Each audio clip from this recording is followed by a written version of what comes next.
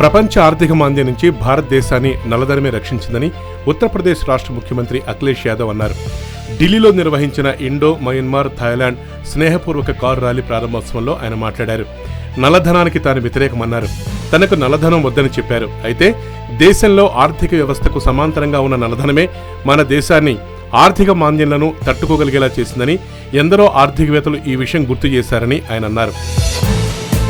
ఆర్థిక మాంద్యం సమయంలో ప్రపంచ దేశాలన్నీ కుదేలైపోతే మన దేశాన్ని మాత్రం నల్లడబ్బే కాపాడిందని చెప్పుకొచ్చారు. నల్లధనం నిర్మూలనకు కేంద్రం తీసుకున్న ఆకస్మిక నిర్ణయం కారణంగా బ్యాంకులు, ఏటీఎంల వద్ద క్యూలు మాత్రమే మిగిలాయన్నారు. పెద్ద నోట్లు రద్దు చేసినంత మాత్రాన నల్లధనాన్ని నియంత్రించలేమన్నారు. ఈ నల్లధనం రద్దు ఎఫెక్ట్ ఉత్తరప్రదేశ్ ఎన్నికలపై ఎంతమాత్రం ప్రభావం చూపవని ఆయన అభిప్రాయపడ్డారు. అఖిలేష్ చేసిన ఈ సంచలన వ్యాఖ్యలు మళ్లీ దుమారం రేపుతున్నాయి. Yo-yo news, Hyderabad.